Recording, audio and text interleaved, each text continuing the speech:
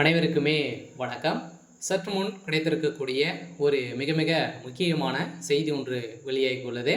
சற்று முன் அமைச்சர் துரைமுருகன் முதல்வராக அறிவிப்பு. உதயநிதி தலையில் விழுந்த ஒரு பெரிய இடி.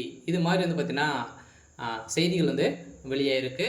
இப்போ பார்த்தீங்கன்னா சமீப காலத்தில் முதல்வர் ஸ்டாலின் அவர்களுக்கு பார்த்தீங்கன்னா திடீர்னு மயக்கம் ஏற்பட்டு இப்போ உடல்நலக்குறைவு ஏற்பட்டு அப்போலோ மருத்துவமனையில் அனுமதி பெற்று இப்போ சிகிச்சை பெற்று வர்றாரு. இவருக்கு ஓய்வு தேவை அப்படின்ற மாதிரி பார்த்தீங்கன்னா மருத்துவர்கள் வெளியிட்டு இருந்தாங்க. ஸோ இருந்தாலுமே முதல்வர் ஸ்டாலினுடைய கதை அவ்வளோதான் அப்படின்ற மாதிரி நிறைய ஊடகங்கள் பேசி வந்திருந்தாலுமே முதல்வர் ஸ்டாலினுடைய கதை ஒட்டுமொத்தமாக முடிய போகுது. ஏன் அப்படின்னு பார்த்தீங்கன்னா அவருக்கு ஸோ அனைவருக்குமே தெரியும். அவருக்கு வயதும் ஆயிடுச்சுலையே. அவர் ரொம்ப மன கஷ்டத்தில் பார்த்தீங்கன்னா இருக்கார். இப்போ அவர் ஆட்சிக்கு வந்ததுலேருந்தே யார் பார்த்தாலும் பார்த்தீங்கன்னா எங்கே பார்த்தாலும் ஊழல் இது மாதிரி பேச்சுவார்த்தையே திமுகவுடைய சாம்ராஜ்யமே அழியக்கூடிய அளவிற்கு இப்போ நிறைய ப்ரெஷர்கள் இருந்த காலத்தில் பார்த்தீங்கன்னா இப்போ அதிரடியாக உதயநிதியுடைய அம்மா பார்த்தீங்கன்னா துர்கா ஸ்டாலின் அவர்கள் தேர்தலில் போட்டியிட போகிறாங்க அப்படின்ற மாதிரி ஒரு பேச்சுவார்த்தையும் ஸோ நடந்துட்டு வருது. இந்த நிலையில் திமுகவுடைய குடும்பத்தில் பார்த்தீங்கன்னா ஒரு மிகப்பெரிய பிரச்சனைகள் விரிசல்கள் ஏற்பட்டிருக்கு.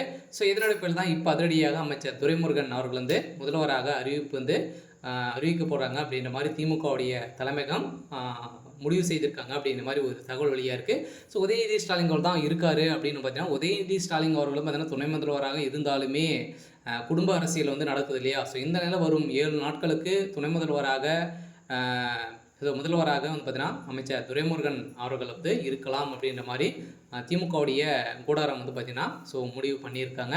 ஸோ இருந்தாலுமே என்ன நடக்க போகுது அப்படின்ட்டு தொடர்ந்து வீடியோவில் பார்க்கலாம்.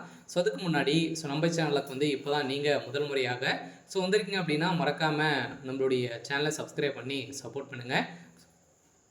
வாங்க வீடியோக்குள்ளே போகலாம். ஸோ அனைவருக்குமே தெரியும் அமைச்சர் துரைமுருகன் அவர்கள் பார்த்தீங்கன்னா ஏற்கனவே அமைச்சர் துரைமுருகன் அவர்களுக்கும் உதயநிதி ஸ்டாலின் அவர்களுக்கும் இடையே ஸோ நிறைய பிரச்சனைகள் ஸோ இருக்குது. இருந்தாலுமே இந்த பிரச்சனை அடிப்படையில் தான் இப்போ இதற்கு எதிராக அமைச்சர் துரைமுருகன் அவர்கள் திமுகவுடைய தலைமையகம் முதல்வராக அறிவிப்பு கொடுக்க வேண்டியது ஒரு மிகப்பெரிய உதயநிதி ஸ்டாலின் அவர்களுடைய தலையில் ஒரு மிகப்பெரிய இடியாக தான் ஸோ எழுந்து போல் இருக்குது. இருந்தாலும் வருகின்ற சட்டமன்ற தேர்தலில் உதயநிதியுடைய கதையை தான் சாம்ராஜ்யம் தான் பார்த்தீங்கன்னா நடக்க போகுது அப்படின்ட்டு ஸோ அனைவருக்குமே தெரியும். ஸோ இந்த நிலை தான் மூத்த அமைச்சர்கள் அனைவருமே தூக்க போகிறாங்க.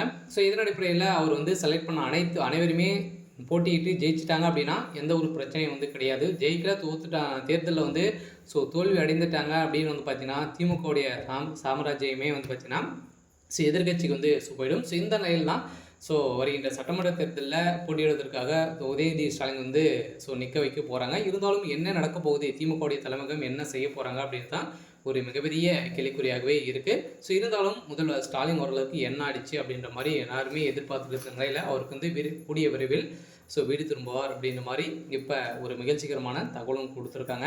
சரி, ஓகே. ஸோ இன்னைக்கான ஸோ அப்டேட் இதுதான். ஸோ மறக்காமல் நம்மளுடைய சேனலை சப்ஸ்கிரைப் பண்ணி சப்போர்ட் பண்ணுங்கள். தேங்க்யூ.